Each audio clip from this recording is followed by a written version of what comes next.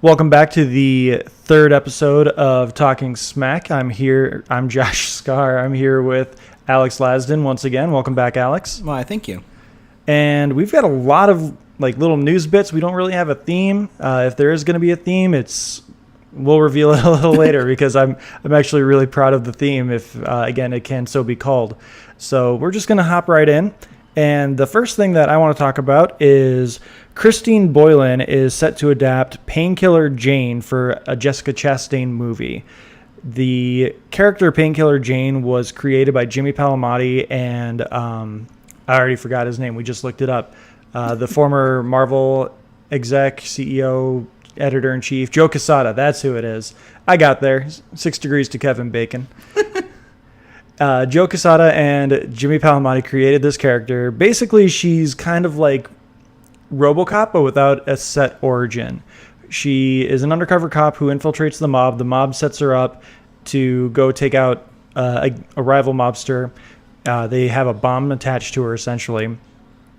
And the bomb goes off, and she's resurrected somehow through mysterious means. They don't really have a set origin, but she now comes back with superpowers and a super healing factor, and she runs around in a bikini, and she's a vigilante now. It's interesting. It's a fairly typical independent comic book, very sexualized, very vulgar, very visceral. I know you don't have a lot of insight on the character, but I know you do like Jimmy Palmiotti and some of his work, and I know you like Amanda Connor, his wife. Mm-hmm. I think it's his wife. Yeah, but they're married. I'm pretty sure they're married. They just obviously, for entertainment value, they keep their names separate. Yeah, just like they're Ryan Reynolds and Blake Lively, not Ryan and Blake Reynolds. Yeah, no. I don't have a whole lot of insight into it other than, it could be interesting. I heard there was a TV show that I vaguely remember an episode or two of going oh yeah, the Terminator from Terminator 3 is in this. This is awesome. And then I realized it was on Sci-Fi in 2008 and went, never mind, this isn't awesome. The writer doesn't do a whole lot for me because she doesn't have, in my opinion, a whole lot of name recognition. She seems to have bounced around a bit. She did a few episodes of Constantine, a few episodes of Once Upon a Time. She was on Castle for a while in season 4, which may or may not have been a good season. Castle just kind of was Castle until it ended. Yeah, Castle just kind of existed. I really only cared for the episodes where they did any kind of Firefly reference. If they did a Firefly reference, I was happy for the rest of the season. No. Castle, in my opinion, was just a nice placeholder show. I enjoyed watching it. I saw basically every episode of it, but it was never a show where I was looking at reruns going, "Ooh, this episode is more like, oh yeah, that was nice." So, yeah. All right, yeah. Castle was a very procedural show. It wasn't anything fantastic, but I'm all for anything Jessica Chastain does. I still need to see Interstellar, honestly. But I think she's a really good actress. I was actually kind of behind her maybe getting the role of Captain Marvel. I think she definitely has the vibrato of a Captain Marvel. She can definitely carry herself. She definitely can stand up to the likes of Chris Evans and Robert Downey Jr., Chris Pratt. I've never really seen her in a lighter, more lighthearted role, so I'm not entirely sure. Yeah, no, she just seems to be really good at selecting scripts lately. And I have yet to see a role where I would think that she was bad in the role versus that she seems to hold her own well, and she seems to elevate the material a bit. I still haven't seen a movie where I've looked at it and gone well, why did you do that? It was more like, oh, that was a smart choice, or that was strong for you. If she's going for a comic booky role, I am hoping that she's attached to it because she's looking to elevate it or have some kind of personal calling for her versus, it's about time I get paid. Yeah, I need a franchise. Yeah. Which is actually kind of what got Robert Downey Jr. into Iron Man, is he wanted a franchise, and look what he created, an entire universe essentially. Yep. But yeah, Jessica Chastain, she's got a new movie coming out where she does a bunch of underground poker with Hollywood celebrities. It's based on a true story. It looks interesting. Michael Cera's in it, essentially playing Michael Cera. I would pay good money to see that movie if I found out he was playing Jesse Eisenberg.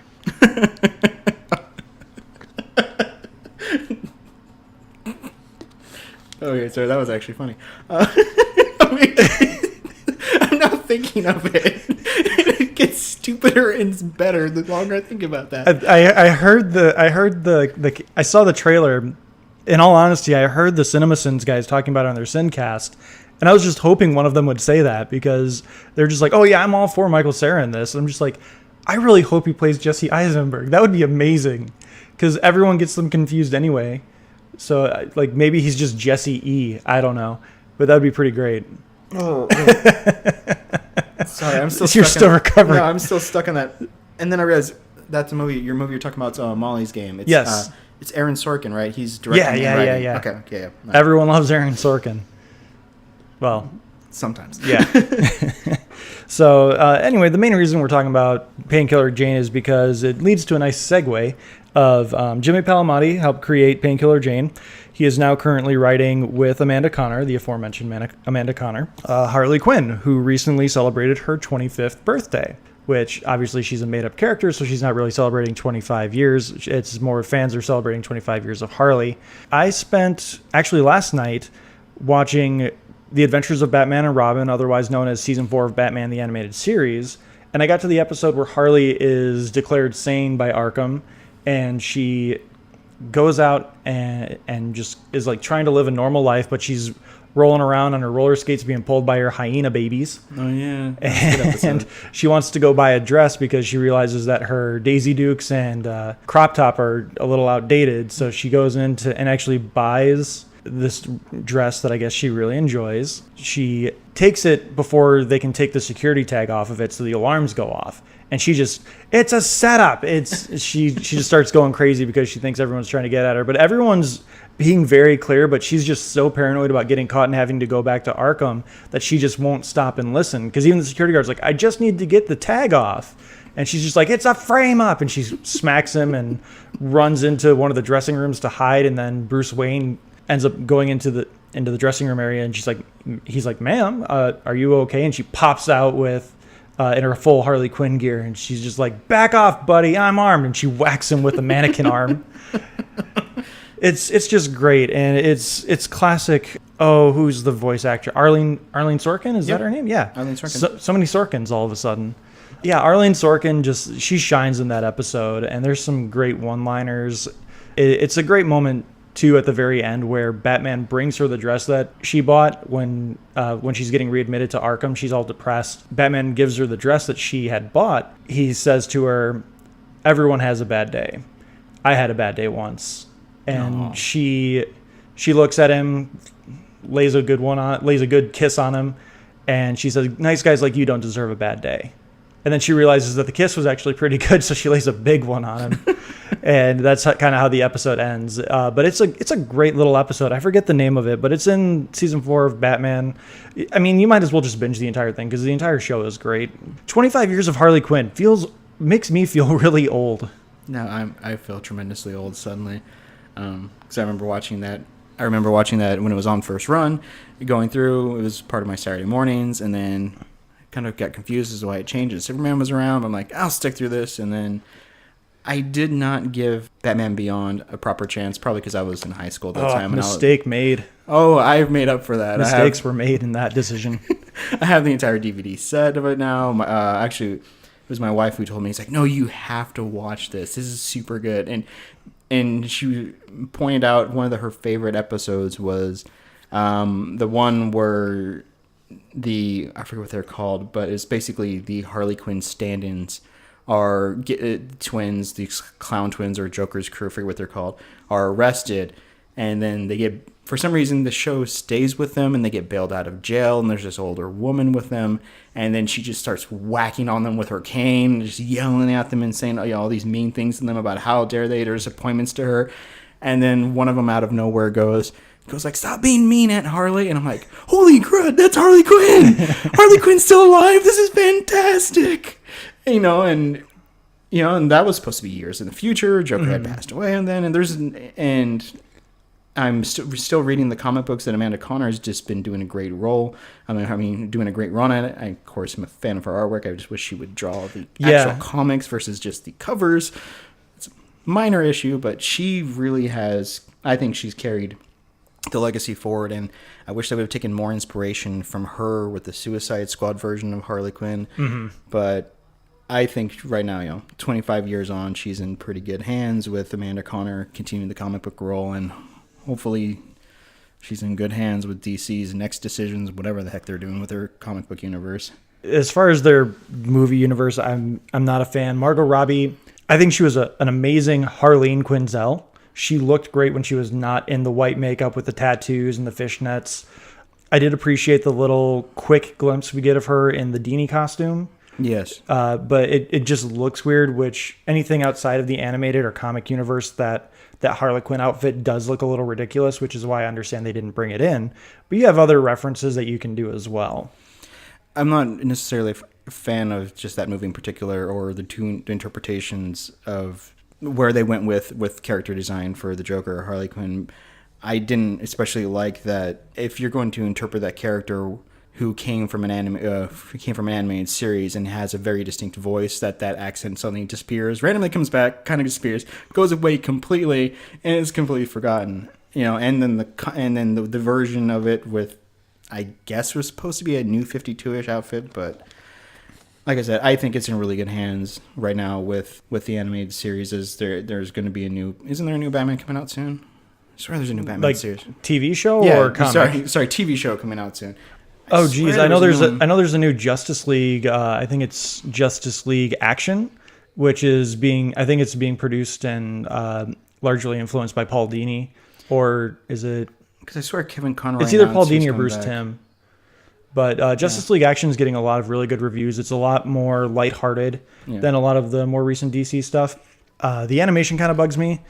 I haven't really given it a fair shake if she's involved with that, but there's always some Batman thing in the works at DC. Yeah, I swear I remember Kevin Conroy saying that he was coming back to voice Batman as something. He's the Batman in Justice League Action. Oh, okay. I just assume, whenever I hear Kevin Conroy announce, "Oh, I'm back as Batman," I immediately lump everybody in. Like, oh, good, Mark's back, Harley's back, Tara Strong's gonna voice her. It's gonna be fantastic. We're in good hands. Harley's had a lot of different interpretations. The comic book run right now is a lot of fun. I do tend to get a little distracted and annoyed when they put her, not necessarily because they put her in a bikini, but because they've given her the bleach skin treatment, which is part of what they did in Suicide Squad, where they gave her the new 52 origin where the Joker dumps her in the vat. And I personally I don't like that origin just because Joker wouldn't want anyone to be like him. I get in the movie he was basically trying to kill her. Yeah. I don't necessarily remember if that was the case in the new 52 origin. It bothers me. She doesn't need to be bleached white. I get that it's to make her stand out more instead of just being a Caucasian blonde woman. Yeah, but her blonde hair is still there, which I find weird. Yeah. Well, the blonde hair looks better than the black and red that they had started off with. I mean, that's one good thing that the movie came out with is they gave her the blonde hair with the pigtail tips. Yeah. Other than which, I mean, they kind of stole from the Arkham games anyway. Amanda Connor's run has been really solid. I haven't really come across anything that I've particularly hated. She has a very good interpretation of keeping the character just slightly insane while also whimsical. But then there's really great moments of sincerity. I really love what she does with that, what she has done with that crew, her Coney Island crew of people she's built up around herself, giving her own life. I really, really love her relationship with Poison Ivy, that they overtly, suggest that they're together, but then they also have this fascination with angering each other and breaking apart. And then, of course, the Joker appears now and then to do his mayhem. So, I'm just really a fan of the comic books at this time, and hopefully that trend continues. As far as I know, Amanda Conner hasn't announced an end run for herself, so I don't think DC's going to let either Amanda Conner or Jimmy Palmiotti out of that contract until the book starts slowing down.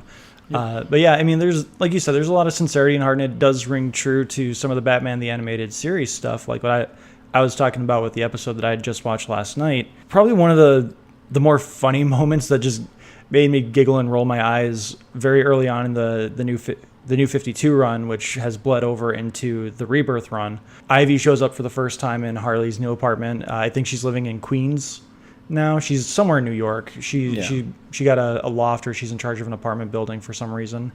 And for whatever reason, she has this rotting dead beaver as a sidekick now, and it talks to her. And it's basically her subconscious just kind of projecting onto her, and it's just trying to get her to do smart things occasionally. And it says, I'm the only one that can hear you, right? And you're the only one that can hear me. And she says, shut up. And then Ivy shows up out of nowhere, and she jumps on her, gives her a big hug, and Harley just blurts out, "You want to see my beaver?" And Ivy's just like, "Yeah." And then she throws this rotting beaver in her face, and that's what you meant. It's not necessarily nuance. No. It's fun, and I don't mind that kind of humor. It's something that I talked about last week, and it's something that we'll get into further on down the line when I need a filler episode. But DC really, really just loves their sex, and sometimes it bothers me when it's too overt. But that one made me chuckle, so I can't be too mad about that. But again, Harley's 25. That's crazy. She made her debut in Batman the Animated Series. She was supposed to be a one-off character, and then they just loved her so much. And she was actually inspired by Arlene Sorkin on, was it Days of Our Lives? I believe it's Days of Our Lives, yeah. It's a soap opera. They're all the same, essentially. Some have vampires, some don't. But yeah, Arlene Sorkin was on a soap opera, and that kind of inspired Paul Dini and Bruce Timm to create this character, and they couldn't figure out who to get the voice, and they're like, well, why not get the inspiration herself? And Arlene Sorkin was just like, sure, let's do it. And the rest is history. Yeah, because I forget what exactly Paul Dini said. I think he said he was home with a fever, and it was a rerun of Days of Our Lives where, for some reason, of course, they're having a fantasy episode, and Arlene Sorkin rolls out on heels in a jester outfit, and she's instructed to amuse the king and queen, and starts doing bad puns and squeaking a little honk toy and spinning around, and ends up mooning them and smacking her butt, and then that's kind of how that part of the episode ends. And Paul Dini went, "That's perfect." Why am I not surprised? And they're really good friends. So yeah, she's one of the people I really wish we could meet. My wife found a copy of Harley Quinn #1 from the original comic book run that started, I believe, in 1998 or 1999. And she got Tara Strong to sign it because Tara was at that same convention where we found that issue. But it would be great if we could get the original Harley voice on that sheet as well to sign. Arlene Sorkin, to me, will always be the voice of Harley. Tara Strong does a really good emulation of it, but she's a little squeaky at times. Yeah, her voice fluctuates slightly, from moment to moment, which is kind of okay. It's not taking away from what she does. She does an amazing job. She has a lot of fun with it. I've seen her do the voice live. I've talked to her about it, not one-on-one, but right. I was in a Q&A and I asked her about it. And she just talked about how it was just such a great role to take over. And she wanted to do the role justice, while being an artist, you want to make it a little bit your own. Mm-hmm. So she just added her own little Tara inflections into it, and it works. I mean, most people wouldn't even know that they went from Arlene in Arkham Asylum to Tara in Arkham City, and then Arkham Knight. Well, I noticed. Most people, not people like us that know these things. All right. Well, happy birthday, Harley, and we love you. And no matter what some of the fanboys say, you're great. People are annoyed by her voice. Whatever. You might as well be annoyed by New Yorkers. No, I mean, to me, if you're going to be annoyed by her voice, then you might as well be annoyed by. I mean, that's a character trait. That's her accent. That's her voice. That's what exudes forth from the animated series. And they try to kind of. I mean, you can't read a comic book without hearing that voice running through your head if you've heard it once. It's just like if you're flipping through a comic book and you see the Joker's ha ha ha ha ha's, someone's Joker voice is going ha ha ha in your head. So get over it. Yeah, which for me it's undoubtedly Mark Hamill. Oh yeah.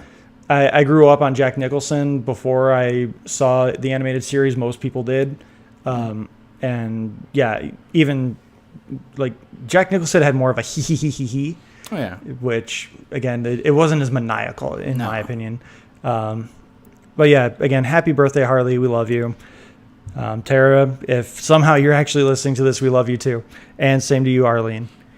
So I'm going to switch things up a little bit on you just because I think it makes a better transition. That's fine. We're going to start talking about the Orville first, just because I don't think people are necessarily watching this right now, or maybe not talking about it as much. I know Seth MacFarlane did tweet out that he is very grateful for the love that the show is apparently getting. It's got a 90% fan rating on Rotten Tomatoes. Wow.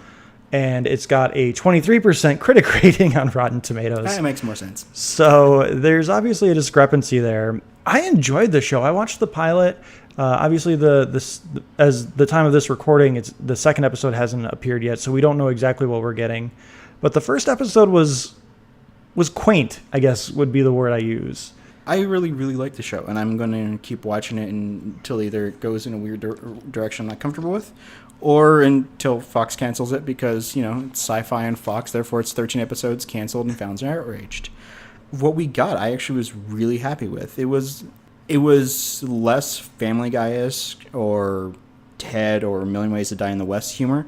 There were some MacFarlaneisms in which, random topical-ish kind of jokes that don't quite make sense 400 years in the future.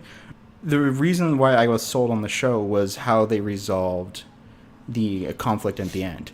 That sold me that we're going to actually get something that is a little more sincere, a little more smart, and is an ode to solving things the Star Trek way versus with violence or whoever the heck we're going to get with Star Trek Discovery or Star Trek 4 whenever they filmed that one of new Star Trek.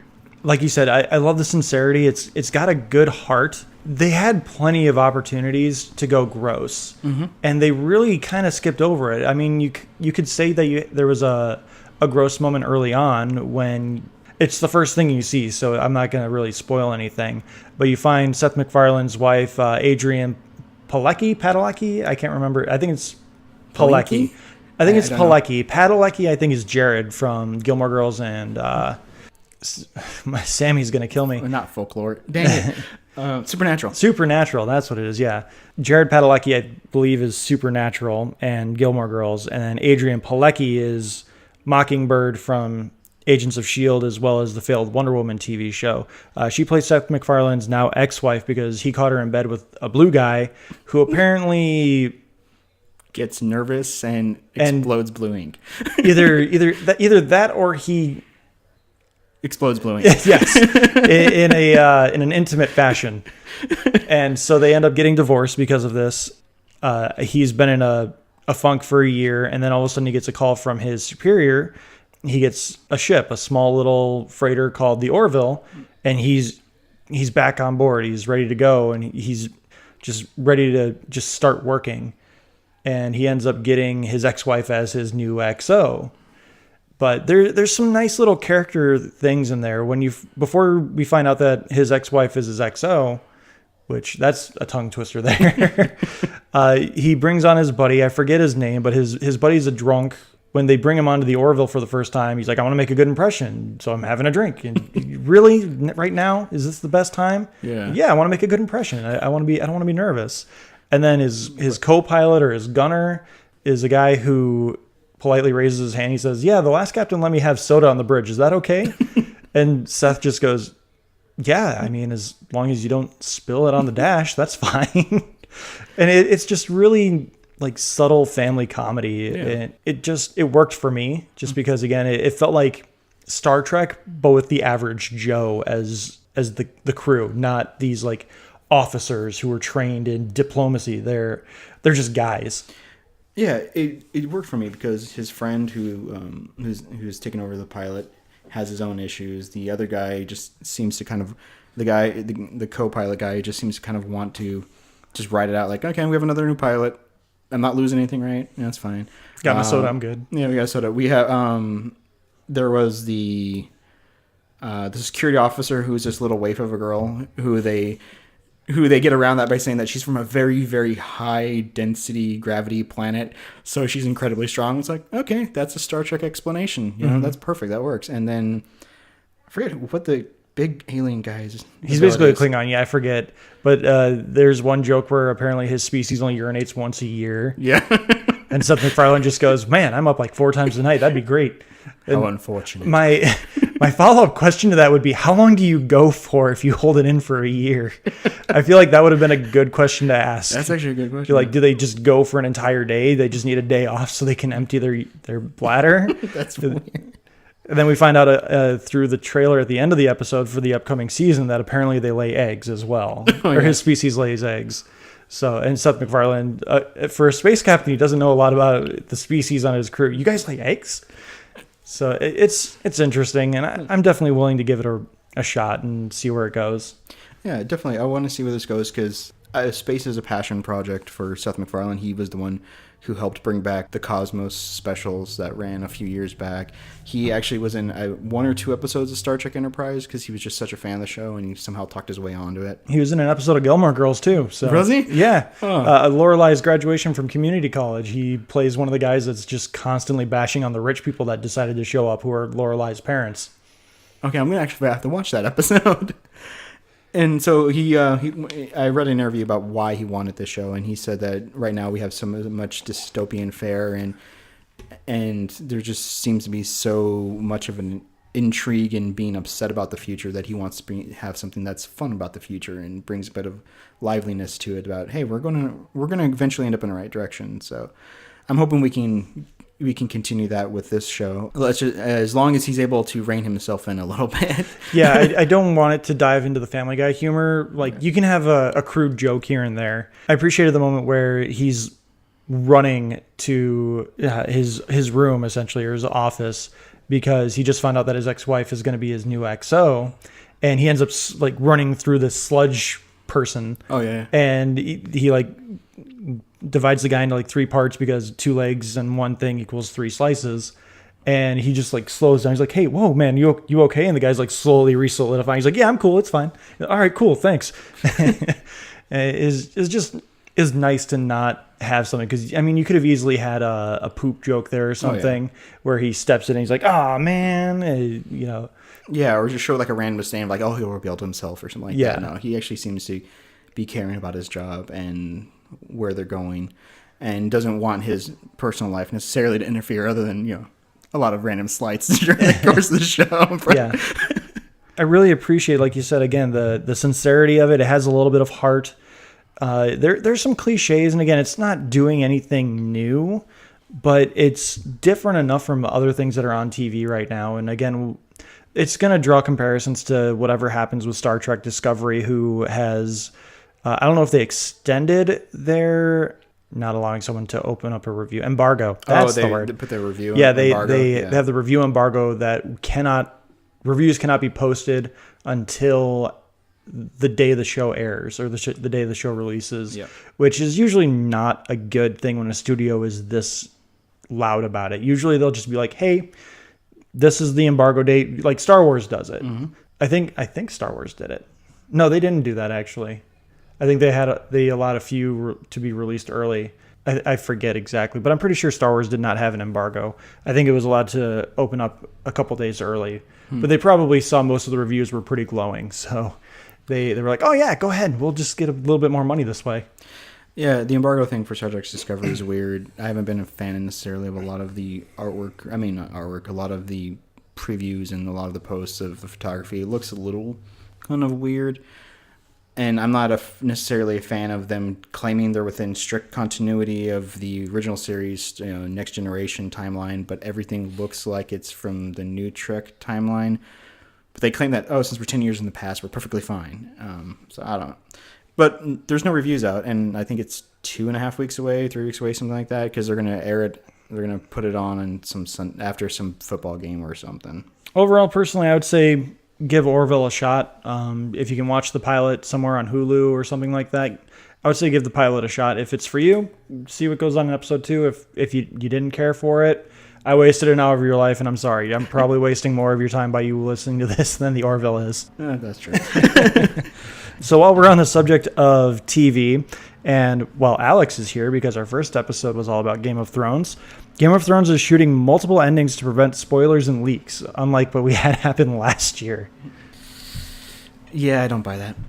I just don't buy that it's going to work. I know they're going to do it, and I know that it's what they're aiming for, but we're going to know ahead of time that somebody's going to leak it. It's going to get out somewhere. There's a Reddit thread where they have, I forget what it's called, like the Free Company or something like that, based off one of the companies from the actual book series, and they have all these moles inside the production, and they had this season basically written up from all their moles, all the people snapping photos, all the inside people leaking stuff. They had the entire season, episode 1 through 7, completely figured out, changed, how it worked, how it flowed, everything beat for beat. And of course, everybody on Reddit were like, no, this is all wrong. This is terrible writing. Can't be how any of that happens. And then episode by episode, it followed exactly what they leaked, and everybody was then pointing out these threads from 9 months ago about how wrong everyone was, and like, I just don't see what the point of it is. What do they mean by endings? Is it the last 5 minutes? Is it the last episode? People know this story, but no one knows the ending, right, except George R.R. Martin, D.B. Weiss, and the other guy. I forget his name. It's David something, because it's the two Davids, isn't it? Yeah. It's DB and David something. I don't know. D&D. Sure. And basically they're saying people have a good idea of what the ending is. So I assume that they're going to shoot a few different endings, maybe like a bleak ending, or at least they're going to leak a bleak ending script. They're going to have like a super happy ending where somehow John and Danny aren't aunt and nephew, and they get married and have lots of babies that aren't dragons. She was adopted the whole time. And Tyrion gets a dragon too, just because. I feel like they're gonna do a couple of different things, especially when it comes to who ends up on the Iron Throne at the end. If it leaks that there's a democratic ending, I guarantee you that is the ending. Oh, yeah. Well, if they're gonna shoot multiple endings to just mess with people, I'm really hoping one of the endings is an ending that sits slightly, maybe like 15, 20 years in the future down the road, and it's Tormund and Brienne, and they're walking, and she has like 5 kids, and one of them is like even taller than she is. I would love that. I hope that's not even a fake ending. I hope that's like an actual ending. The White Walkers take over, except for Tormund and Brienne. They have their own little children that they're gonna I Am Legend this thing, exactly, and they become the new Whites.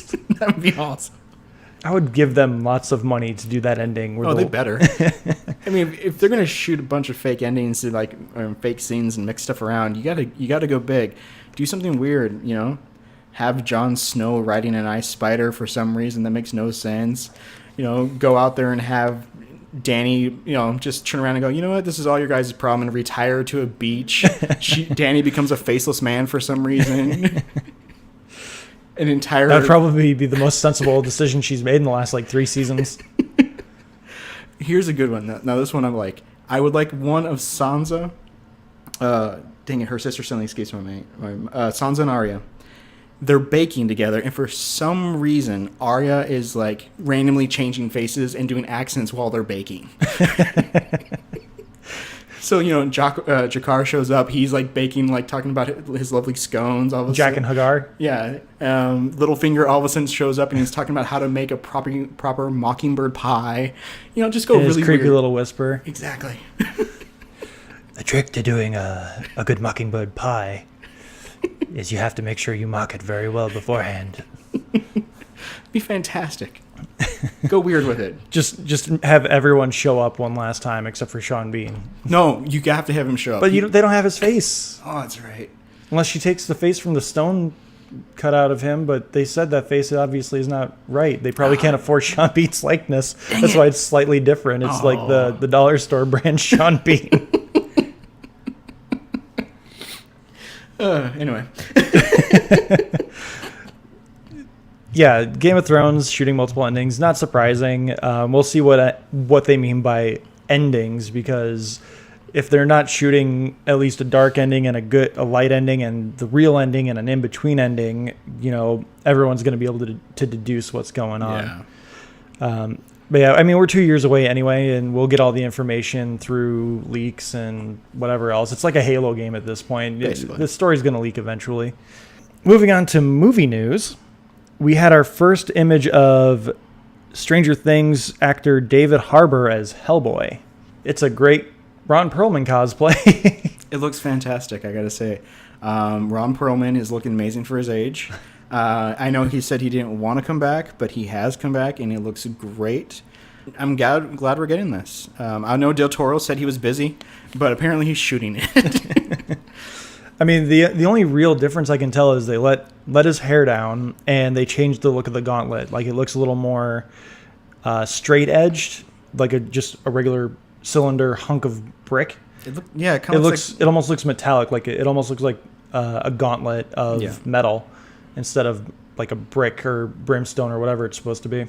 That secondary picture that David Harbour released and then quickly got deleted, the one with the black and white one with the trench coat, I think that looks a lot better than just the still release of him, being red against a red backdrop, which I looked at it and went... With like a hard black outline on him. Yeah. It looks like a Fairly Odd Parents character. I was like, okay, that looks like I expected it to. That doesn't excite me. I honestly thought it was Ron Perlman. I think you shared that with me, and I was just like, okay, is this concept art of Ron Perlman? I don't know what this is. But the black and white one with him in the trench coat it looks a lot better, and you get a better view of the gauntlet as well, or his right hand. It's not a gauntlet; it's his actual hand. The only thing that didn't excite me about that was I believe they also released the release date, they announced the release date, which I believe is January 11th, 2019. January is traditionally a dumping ground of bad movies. It's the Underworld time slot. That's true. Gonna bank it on that Underworld crowd. Yeah, that's right. I mean, I think Hellboy 2 released in February, I want to say of 2008 or 9. I'd have to double check that, but I'm pretty sure that was an early year release too.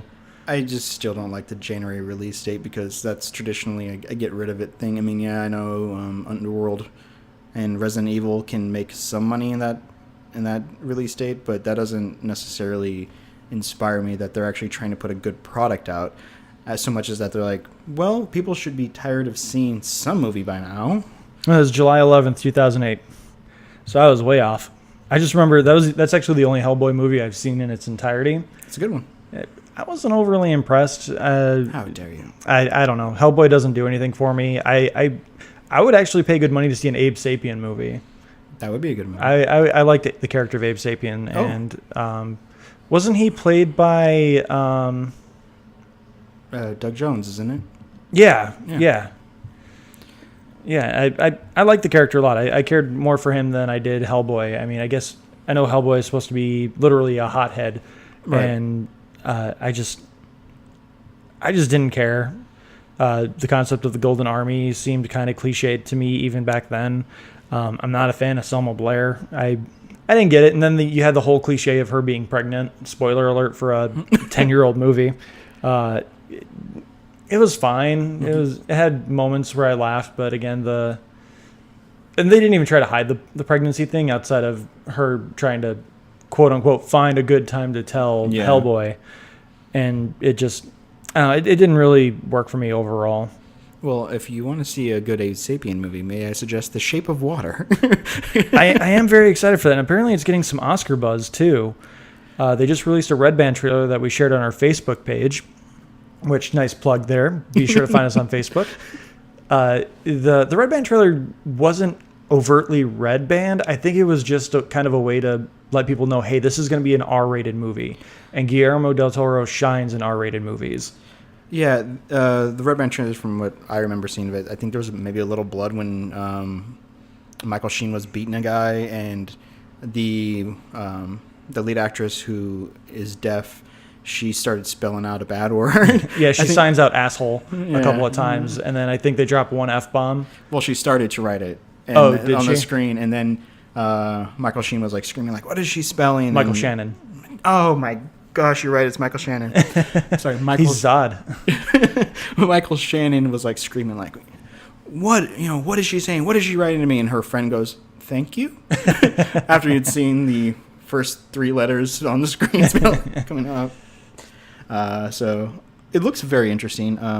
Doug Jones is again providing the talents of the Fishman, and I am intrigued to see what this is going to be like. I will only go see The Creature of the Black Lagoon if Doug Jones is the creature at this point. He seems to be typecast as the Fishman anyway, so even if the Dark Universe is not dead for some reason, that's who I want as the creature. I mean, we have to keep him employed somehow. And getting back to Hellboy, I mean, the costume can only look so many different ways. It's like Captain America or Iron Man.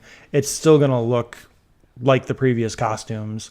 I mean, they tried to make Superman's costume look different by dulling the blue and getting rid of the red underwear, but I mean, it's still Superman.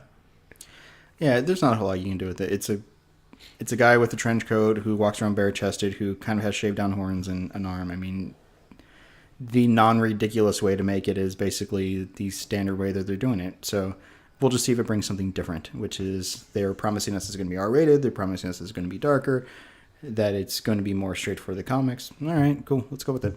Like I said, I'm not a huge Hellboy fan. I don't get the appeal to it. Yeah, we'll see. We'll see what the trailers look like, and maybe they can do for January what Deadpool did for February. So we'll see. 2019 is a year and a half away, so yep, they got time. In other movie news, Drew Goddard of Cabin in the Woods fame, and he also not directed. That was Ridley Scott. He wrote the screenplay for The Martian. Drew Goddard is set to direct the X-Force movie, which for those of you that don't know what the X-Force is, they are basically the Black Ops of the X-Men. They take on the missions that require people to get a little bloody and get people a little dead. And I believe they have already confirmed that Deadpool will be a part of this team. Yeah, Deadpool will be part of it. My big question is who else will be part of the team? Are they building up Deadpool 2 to build up to X-Force? So is Domino going to be in it? Are they going to bring back Marina Baccarin? Because her character is supposed to eventually become a mutant as well. Yeah, I believe she's supposed to become Copycat. Yeah.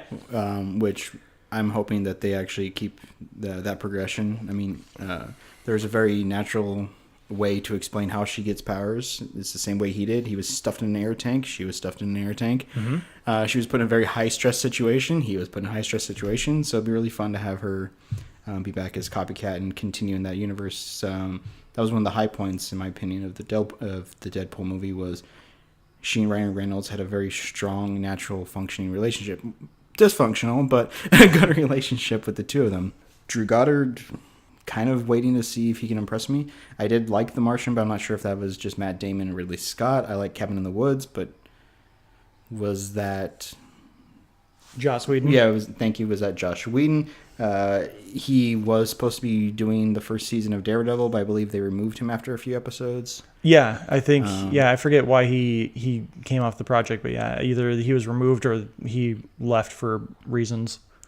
He has recently done The Good Place. I believe he directed the first episode or two, which I think that's an underwatched TV show and really like it.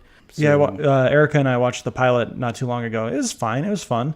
I want to watch more just to see what develops because it seemed very straightforward in the first couple of episodes. I will say it's going to be a hard show to watch for some reason if you find it in syndication because it really is a continuity of episode to episode building the story, which I actually really liked.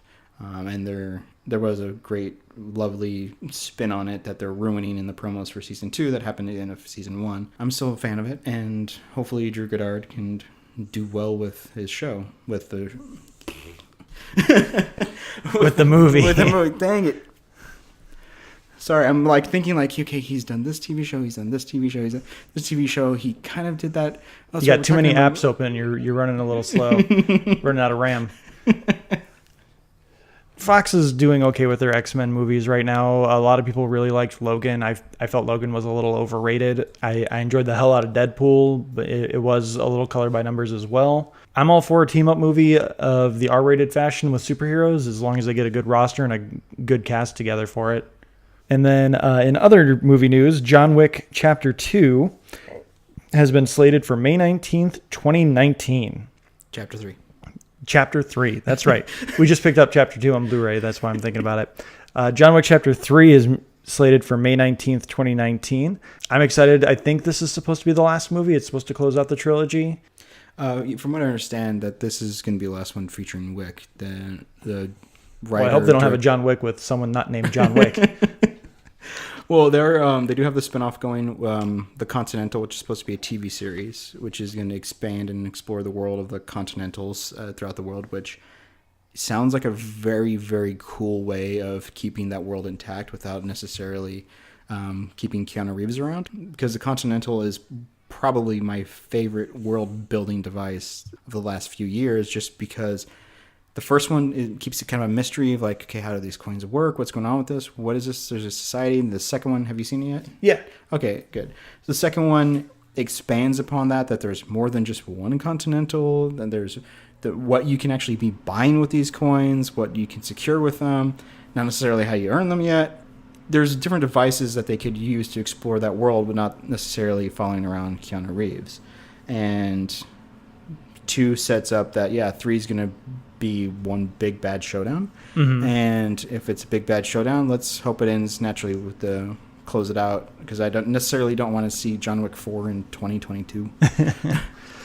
Yeah, I think the biggest downside to it is, I mean, it's going to be released 2 years afterwards. So, I mean, that would be, I think it'd be 6 or 7 years between all 3 movies, which is a pretty good spacing. Yeah, it's really good. And, I mean, Keanu Reeves is pushing 60, so it needs to happen fairly soon. He's in his early 50s or mid 50s already? Yeah, he should be in his early 50s right now. I believe he's 51 or 52 now. He's got to be. He's been around for a long time. He's an ageless wonder. He and Paul Rudd, I swear.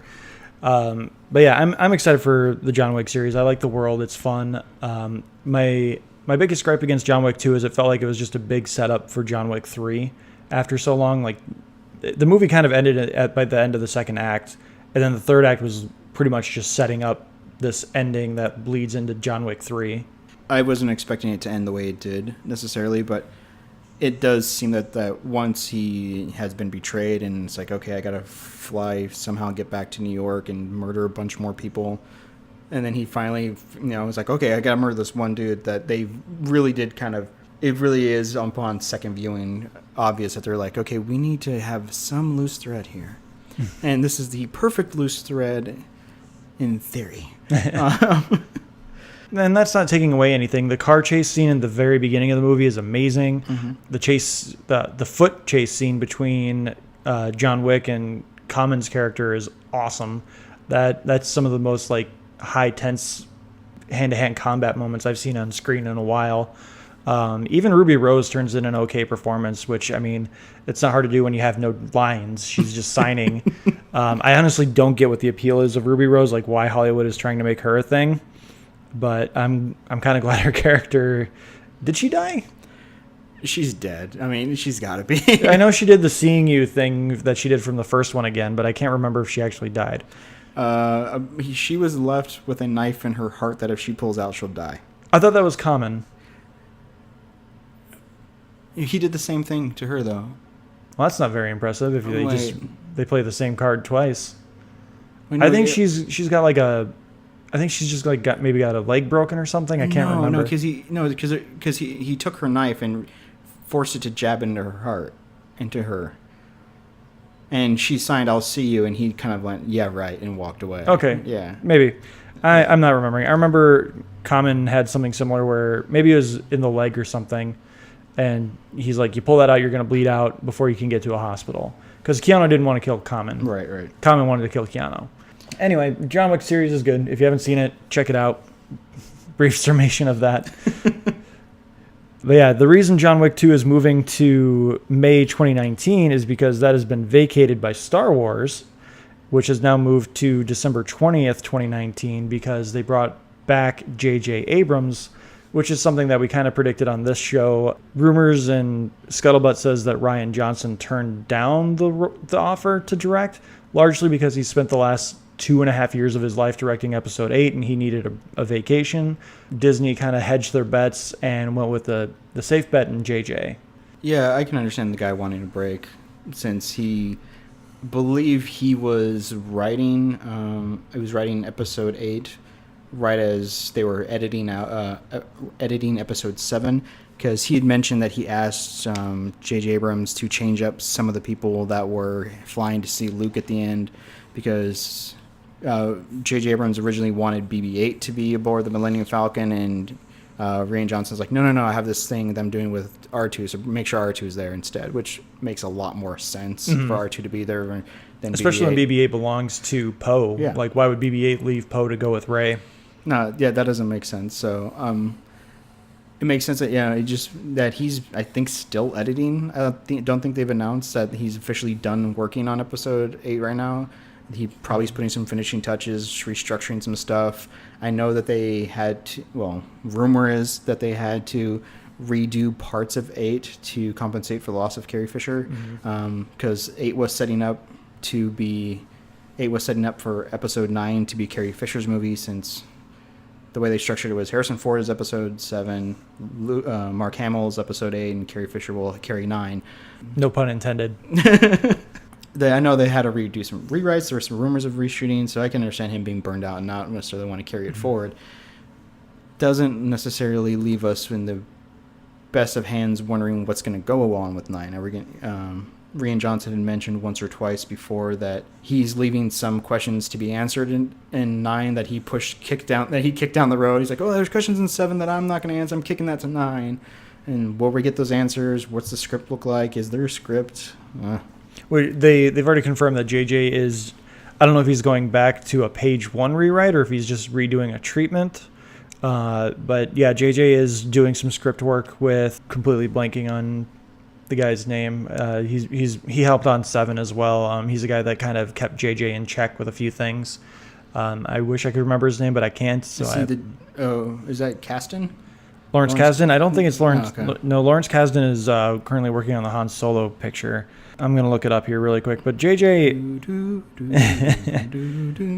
is a safe pick. I know a lot of people are hoping that it gives him a chance to actually answer some questions compared to just asking them, because I know he is on record as saying that I don't have to answer who Rey's parents are. I don't have to answer who Snoke is. That can be for whoever does 8 and 9. Now he's doing 9. So what, in his head canon, what can he make literal canon?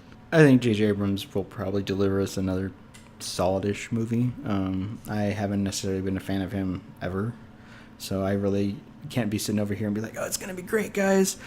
I just want solid movies that hopefully impress me a bit, because I remember the first time I saw Star Wars, I think I was like 12, because I was not a 70s and 80s child. I know I saw them before they were special editions were re-released, and I was just blown away. I was just like, my cousin showed me A New Hope, and I was like, this is amazing. And then he's like, isn't it great? And then I don't know, a month or two later, he's like, they made a sequel. And I was like, oh my God, they made a sequel. And then we watched it, and it was like, oh my God, I was so excited. And then out of nowhere, I casually said, I wonder if we ever see what Vader looks like. And he's like, oh, they made a third one. I'm like, what? Chris Terrio is the guy who is helping write episode 9. He is largely credited for Argo. I believe he won a screen. Did he win a screenplay Oscar for that? I don't remember. Argo did win screen, I believe. Okay, and then he also has a writer credit, unfortunately, for Batman v Superman and Justice League. But I assume whatever he wrote was probably just completely glazed over by Zack Snyder. Zack Snyder doesn't seem too concerned about script, so I assume that whatever he wrote was probably some of the better parts of it, because Argo is a great movie, in my opinion. Yeah, but I think episode 9 is in capable hands.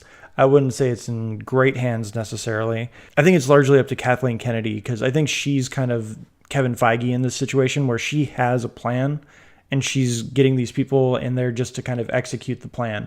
She'll greenlight the script, be like, good enough, or that's great, kind of like what the rumors that we're getting with Rian Johnson, where everything seems to be just going smoothly outside of losing Carrie Fisher. Right. Everything we're hearing, I mean, the guy was at Star Wars Celebration visiting with fans at 3 a.m., shaking hands individually and spending time with fans and just talking Star Wars.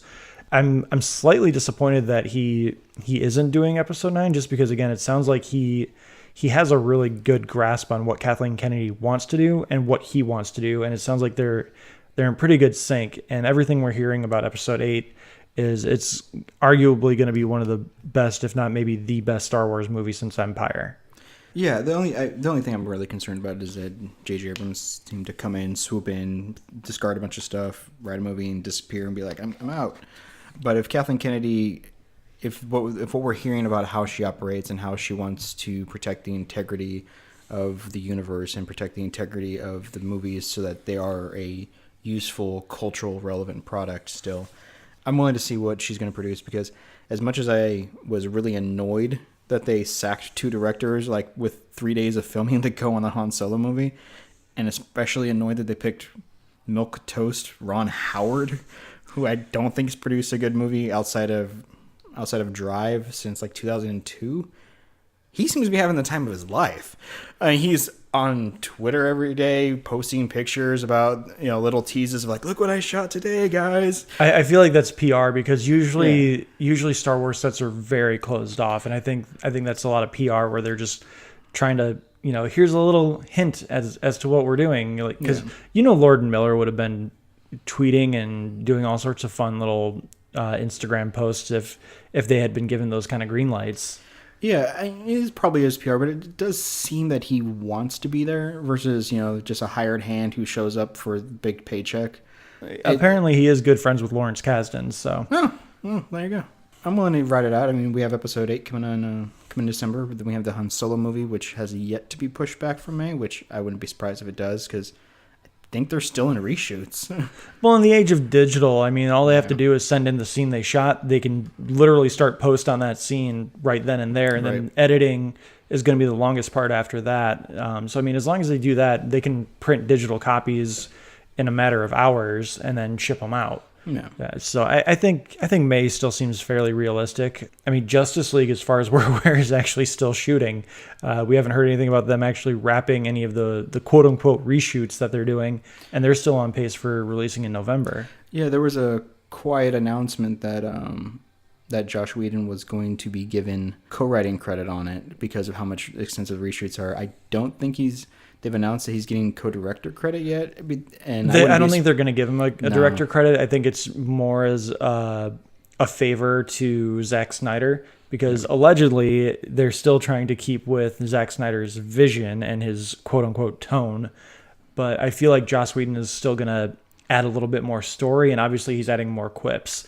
The scene on the rooftop with Commissioner Gordon where the Flash is like, oh, they just disappeared. That's rude. Yeah. That's 100% Joss Whedon. I don't think Zack Snyder could come up with a joke like that in 100 years. No, because he's such a very serious director.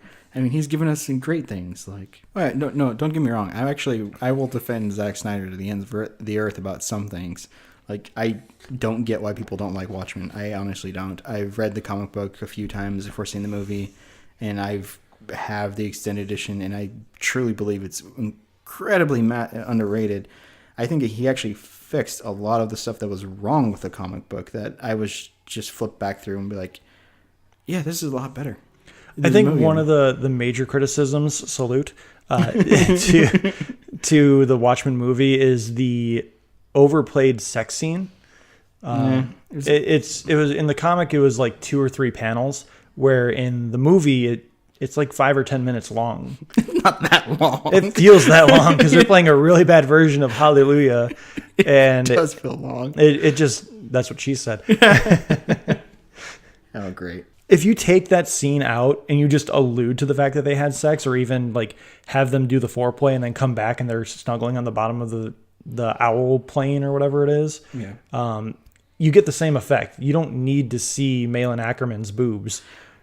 In defense of Zack Snyder, in the comic, it did end with the flamethrower being ejected through being fired. And you could have done that too and still not had a 2 to 10 minute sex scene in this overlong movie. It's true. Actually, that scene actually it makes me laugh more than anything. Every time it comes on, I just start laughing, which I'm not sure if that was the intention or not, but I actually really like that movie. Have you seen his that CGI Owl movie he did? Mm-mm. It's from a children's book called Owls or something like that. Give that a watch. It's actually, I don't know why in his directing catalog he has this children's movie about owls. Yeah, the Guardians of Ga'Hoole. Yeah, that's what I meant. Yeah, have you seen it? Yeah, Legend of the Guardians Owls of Ga'Hoole. Yeah. Yeah, I haven't seen it, but I mean, I remember it being advertised as like this big epic. I'm like, what the hell is this? Yeah, it's bizarre. Isn't Elijah Wood one of the owls? Probably. I don't remember. I've seen it like 2 or 3 times. I'm terrible with voice actors. Elijah Wood's not a voice actor. He's Frodo. Well, it's true. He's also Dirk Gently's sidekick now. But I watched it just on a whim of like, why would Zack Snyder direct this? And then I was touched. I was like, this is actually a really good movie. Why isn't he directing more CGI owls? Couldn't tell you. I remember getting a really big Secret of Nim vibe from that. But yeah, we got way off topic there. Sorry. Somehow we moved to Zack Snyder when talking about J.J. Abrams. So yeah, J.J. Abrams, safe pick for Star Wars Episode 9. He'll have a chance in some people's minds, I know yours especially, where he'll have a chance to redeem himself for Episode 7. I still maintain Episode 7 is a good Star Wars movie. It's right there after Empire and A New Hope, and you can mix and match Return of the Jedi, Force Awakens, and Revenge of the Sith however you like. To me, they're all 3 ABC. They're not as good as the first two, and obviously they're nowhere near as good, or they're way better than Phantom Menace and Attack of the Clones. I do have a question about if we're going to rank the Star Wars movies. Do we count Clone Wars as a Star Wars movie? No. It was released in theaters, though. I don't care. All right. Okay, then I can rank The Force Awakens above something. That's just awful. Yeah, no, the Clone Wars movie, if they had released that as a TV pilot, which they kind of technically did because it was a launching point for the TV show, I'm pretty sure if it was on anything other than, if it was called anything other than Star Wars, that show would have been canceled. Oh, yeah. That first season was really rough. Second season was really good. The voice acting was really rough too. Like they tried way too hard to emulate just the monotone of all the voice actors. Even in Ahsoka, who's supposed to be this like little spitfire of I forget what her species is. Twi'lek? No, she's not a Twi'lek. Twi'leks are the ones with the tendrils, the two tendrils coming out of the back of their head. I forget what her species is called, but she's supposed to be just like this little spitfire burst of energy, and she's just like, "Hey, Sky Guy." God. Like, oh my God, shut up, little child. And then she goes off and becomes one of the best characters in Star Wars lore. If we can't choose that, then, well, the first season of Clone Wars was rough. The second season was really good. The third season was really good. I think they went 4 seasons before it got canceled. Where's that? What is that? The fourth season, and then what? There was the fifth season, which was that half season that they released on Netflix. That was like cobbled together storyboards or something like that. Something like that, yeah. Okay.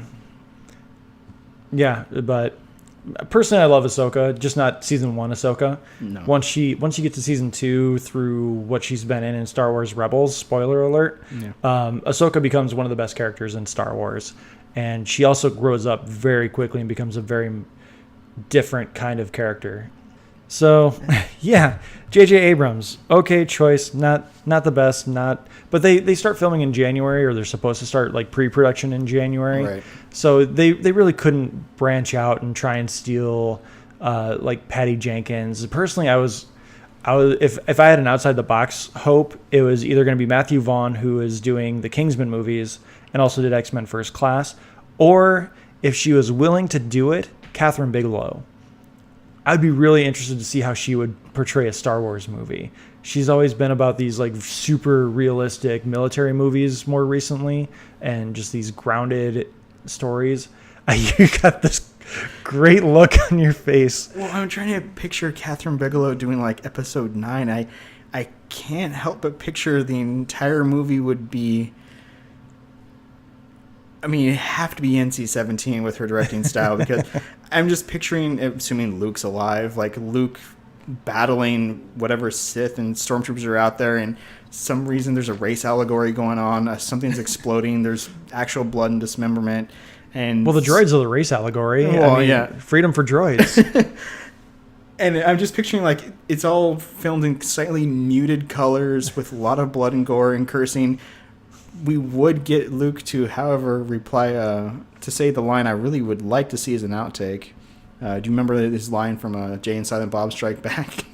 No, I haven't seen that movie in years.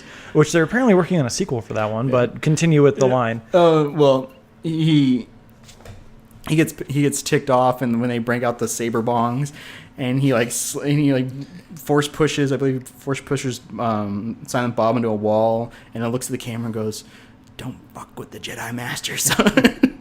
That's right. Bleep out my curse word. We have an explicit rating on iTunes. We're fine. Really would like to see that as an outtake. Yeah, too bad Disney would never let that get out. Yeah, I can actually see that happening. And in one point with Catherine Bigelow directing, I would be really intrigued. Like, that would be yeah, exactly. That would get butts and seats. Like, because you would see some amazing action and a lot of political overtones, which would be fascinating. You know, it'd be like what we should have gotten with Attack of the Clones that we didn't. George Lucas was just too concerned with world building in those movies. But if you could actually picture Catherine Bigelow directing episode 2 and 3, the politics would be a lot more interesting. Oh yeah. And the lightsaber duels at the end would be a lot more visceral. Mm-hmm. Lots of death. Lots of explosions. Well, I mean, Jango Fett did get decapitated. I am still upset that what my friend told me about that is not true. I remember I didn't see it the first weekend because I was really weirded. Wasn't really that interested in it. And I remember like the whole Huda Man, Yoda Man trailers that started after the first weekend came out of like Yoda spinning and showing all I remember stuff. laughing in the theaters in that fight scene. But my friend assured me that if I went and saw the movie, because I didn't want to, that there's a scene where Boba Fett, where Jango Fett and Boba Fett are there. I'm like, oh, wow, that's cool. He's like, yeah, unfortunately, Jango Fett gets killed. I'm like, oh, well, that sucks. He's like, yeah, well, Boba Fett's young at this point. And he goes over and picks up the helmet. Uh-huh. He's like, and when he picks up the helmet to Morin, the head falls out. I don't remember that. It didn't happen. Okay. He lied to me. I'm like, oh, really? That's screwed up. Oh, yeah, I guess I'll go see it. Wow, your friend's mean. My friend's a jerk, yeah. He also assured me there's a scene where Boba Fett is leaving, dragging his dad's corpse behind him, and he kills like three clone troopers as he leaves and takes the slave one and flies off. My friend's a liar. Your friend's a dick. Yeah, I mean, those movies, at least Attack of the Clones, did nothing to solidify the fan theory that Boba Fett's a badass. I mean, as far as I'm concerned, Boba Fett's super overrated. You can unsubscribe right now if you love Boba Fett. I'll bash him at every opportunity. Hashtag Boba Fett overrated. Well, he gets a little bit better in the Clone Wars. He's a whiny little teenager. I don't want to do it. I said a little bit better. How is that better? I don't know. He sucked. Okay?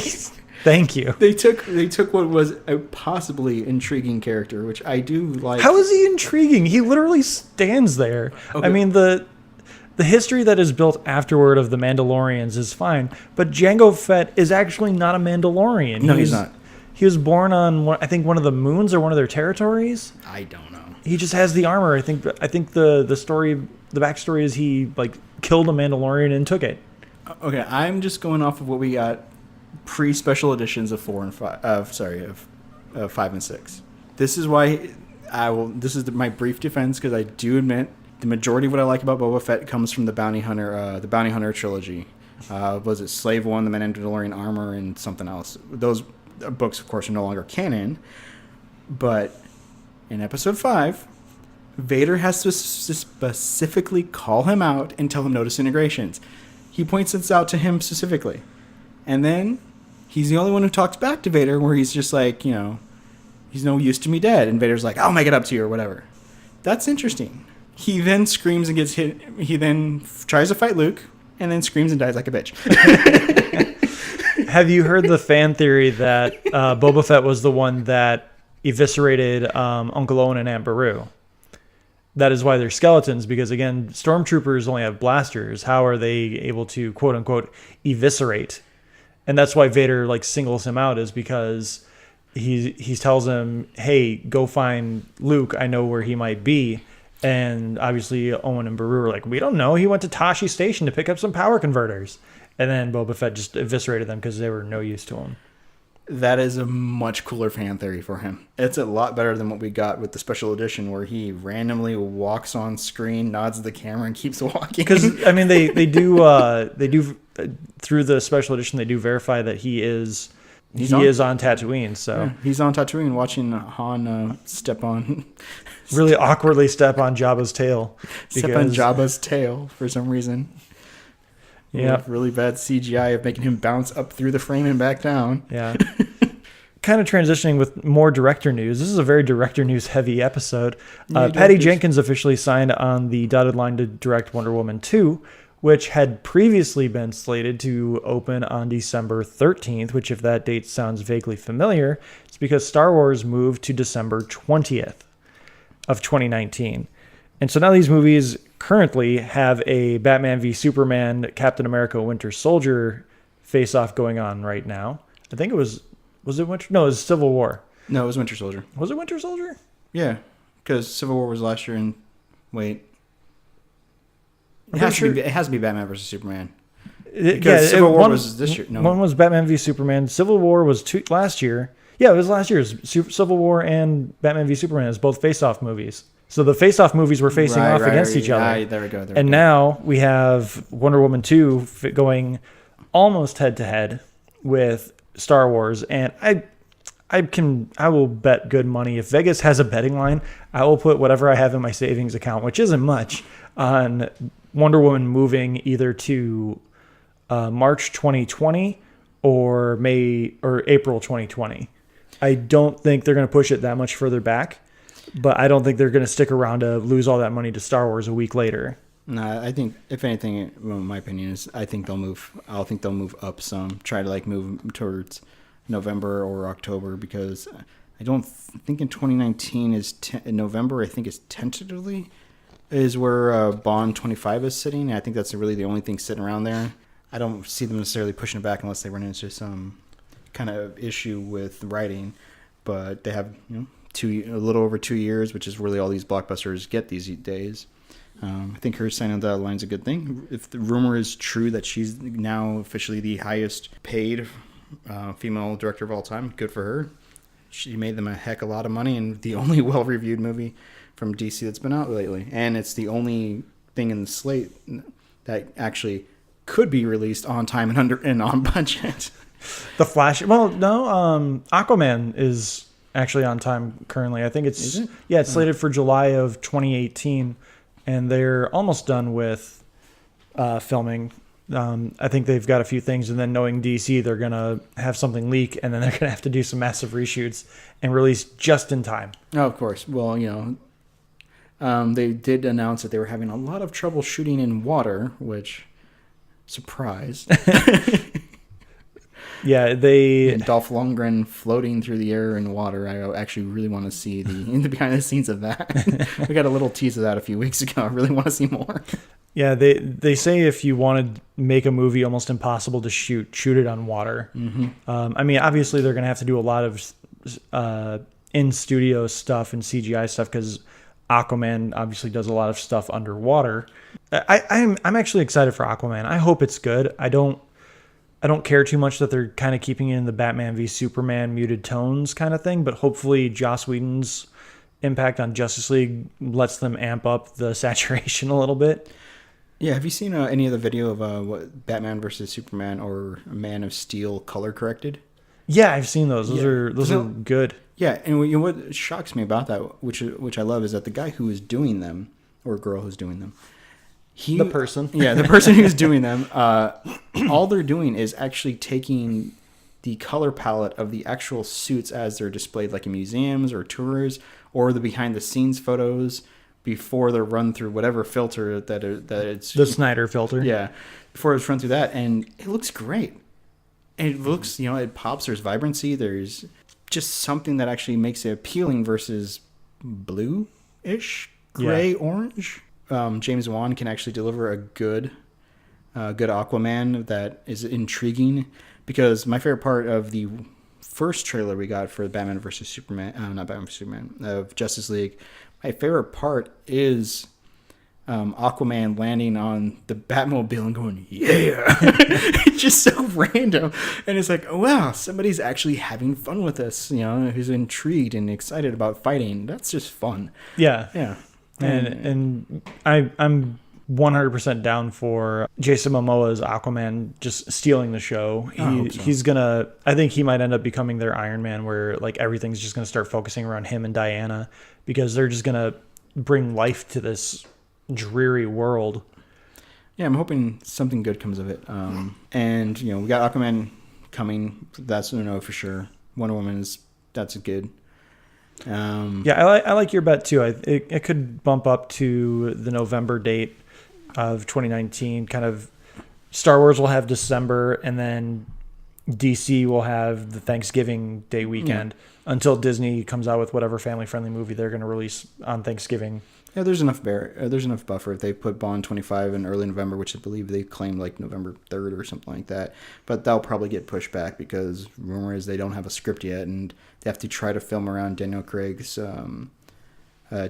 schedule, which he likes to put a lot of low budget things here and there. And rumor is that he's supposed to film a mini series for Showtime, but that may get moved back because they have to film Bond, but Bond's script's not ready, so they're going to maybe try to fit that in ahead of time. Who knows? One of them is going to blink. Yeah, and I'm pretty sure the mouse is not going to be in. No, I mean, they've technically already moved the date once. They're not going to move it again. Patty Jenkins, they could probably throw an extra $500,000 at her and say, hey, can you turn this in, say, by October 15th instead of November 1st? Yep. So we can get this out by November 11th? Yeah. But, I mean, good for Patty Jenkins.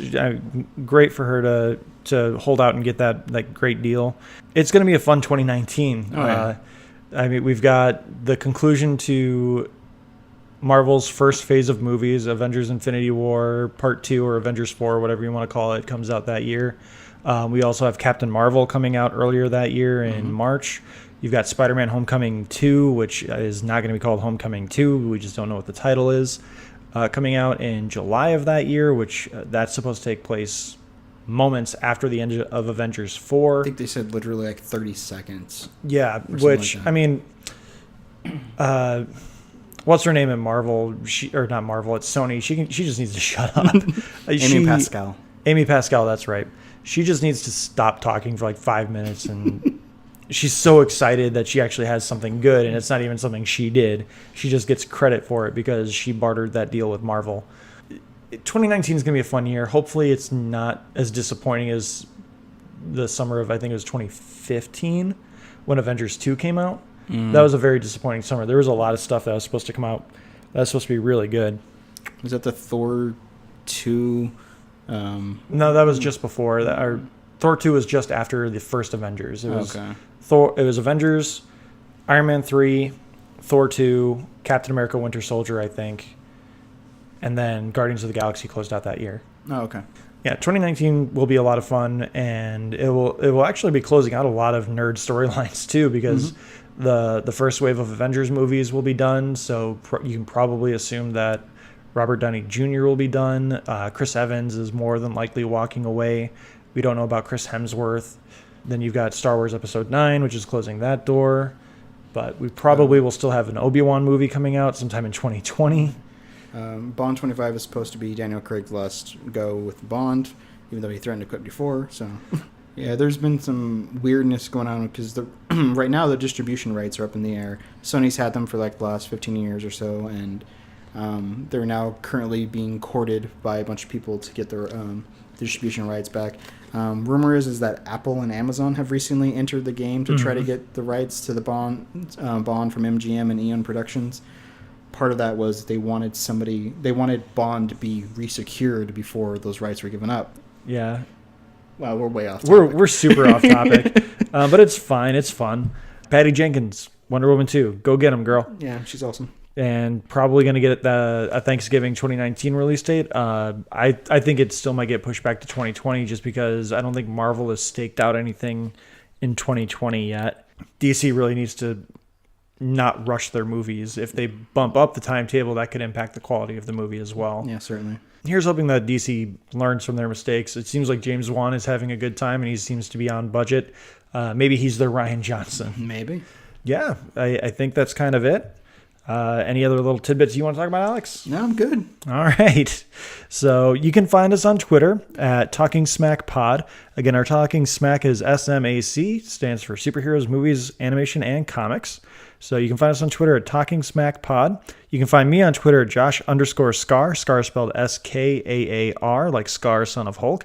Alex doesn't tweet because he's a loser. You can also email us your feedback, your questions at tsmackpod@gmail.com. And we're also on YouTube and Facebook, so please give us a like, share, subscribe. Alex, thanks again for being on the podcast. Obviously, we'll have you back again. No, it's great. Just enjoy just talking about random stuff like this. That's pretty much the entire thing. It might as well be random smack.